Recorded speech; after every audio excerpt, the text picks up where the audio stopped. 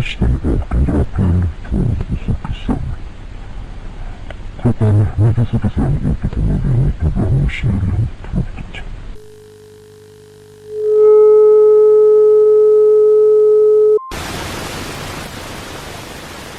The nature of terror caused from the unknown is what forever has fueled horror movies. Yet it's so rare that most of you probably haven't ever experienced it in real life. However, unexplainable occurrences that happen in real life are sometimes even more terrifying than spirits and ghosts.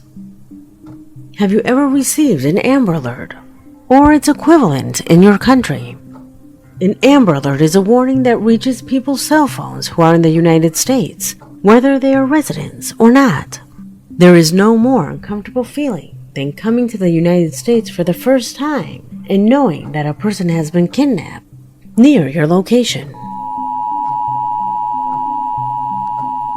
The feeling of insecurity accompanied by this terrifying sound is something that only goes away when you get used to it. Undoubtedly, ghosts and the unknown are something that causes us fear. But let me say that what causes me much more fear is to receive an Amber Alert and imagine what that child or adolescent must be going through after being kidnapped. Especially when you follow their case and that person never appears again. Yes, the Amber Alert can be a bit creepy, but without a doubt they have saved dozens of lives. But what was used before this technology?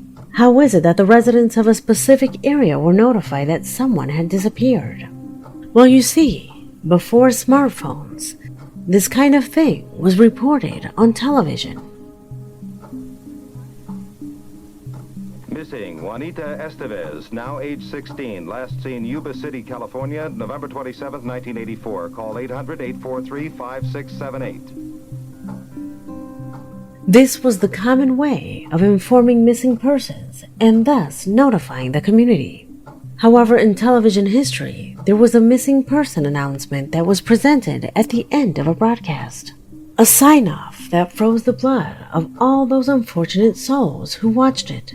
An unusual ending that described the disappearance of a person in such a strange way. Surely it will haunt your memory for some time.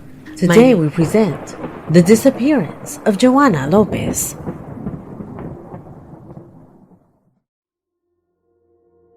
Were you one of those children who was scared of television sign-offs? They terrified me. Whenever I couldn't sleep, I would rather turn off the TV than watch it until the transmissions were cut off. That background sound, accompanied by meaningless images, gave me goosebumps. I can't even imagine the terror that the people who witnessed this closure must have felt. This concludes another day of outstanding television programming on WMAQ-TV, Channel 5, NBC in Chicago.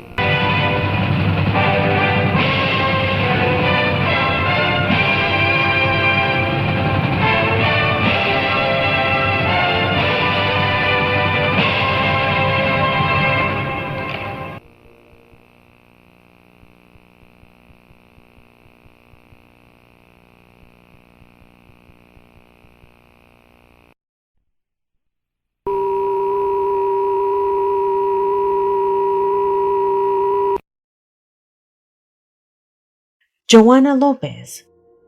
Who is she? Or who was she? Have you ever heard of her? Well, a couple of decades ago, this woman was the center of attention and compelled to be talked about by millions of viewers who to this day wonder who she is and where she is. To put you in context, the mystery began on January 14th, 1989. On Chicago's NBC-affiliated television station WMAQ around midnight, and as the television station prepared to end the day's broadcast, an event occurred that powerfully caught the attention of all those who looked at the screen. Because in moments in which images of a military ceremony were shown with the national anthem in the background, the signal was suddenly cut off, giving way to what you will see below.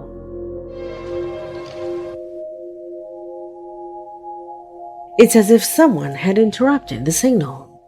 This image appeared in very low resolution. It was a missing woman with short hair, who, as you can see on the poster, was identified as Joanna Lopez.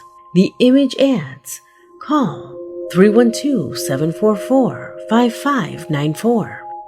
The sign was placed as it appears in the image, without audio nor any other detail about her disappearance, or any other relevant information, such as her age or height. However, the most shocking of all was that this notice remained there throughout the entire night. If you search for her name on the internet, you will only find stories related to the mystery of the television signal, but there is no official file of her disappearance anywhere. You may be wondering, is it a creepypasta? Well, no. This was actually broadcasted on television. Due to the low resolution and the fact that her photo was on the screen all night, among all the missing persons notices, Lopez attracted much more attention than the rest. The reason being that her photo occupied the monitor of thousands of viewers who were undaunted when they saw her on the screen. Why was she on the air for so long? Was it someone who hacked the signal? Or was it an inadvertent error from the station itself?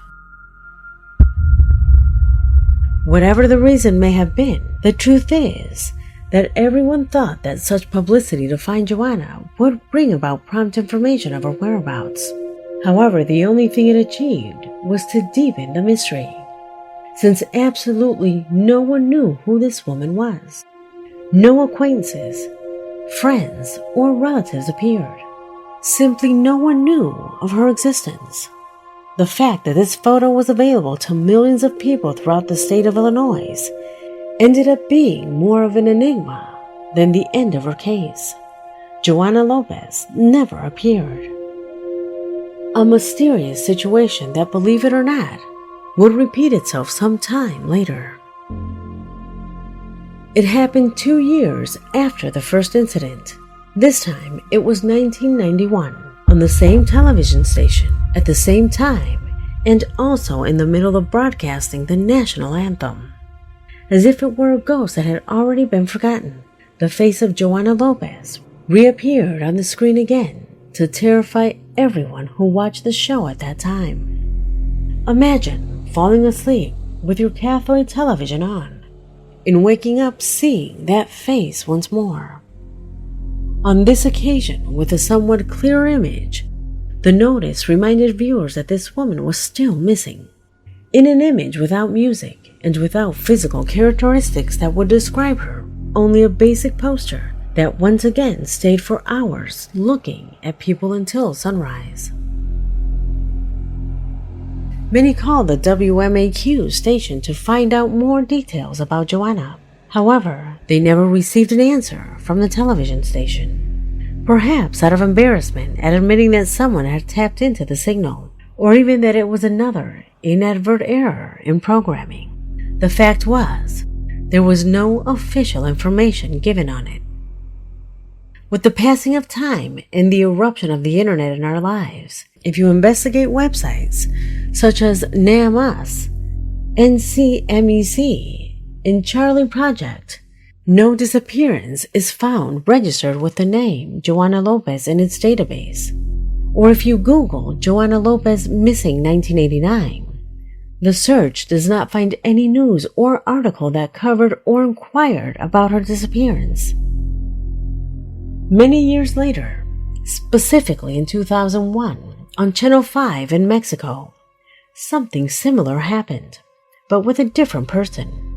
This time, a woman named Selena Delgado Lopez was shown throughout the night. Everyone searched desperately for her, inquired about her relatives, friends, and acquaintances.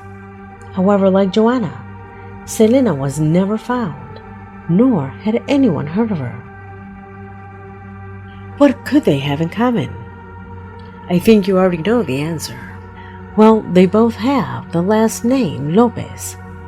But it's not the only thing, because the Chicago-based station WMAQ is popularly known as Channel 5. the same name as the Mexican station.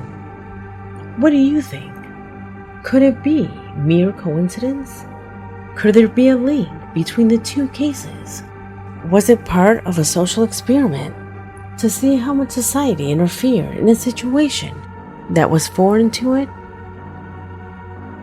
There were people who at the time claimed that everything was part of a governmental experiment, something similar to MKUltra, a kind of mind control, but carried out on a larger scale, and for the same reason, much more subtle and sneaky. Opinions that are nothing more than theories and speculations among those who are closest to the thesis related to conspiracies that, although they are entertaining to discuss, do not allow clarifying who they were, much less knowing what happened with these two people. I hope you like this video because we have come to an end. My name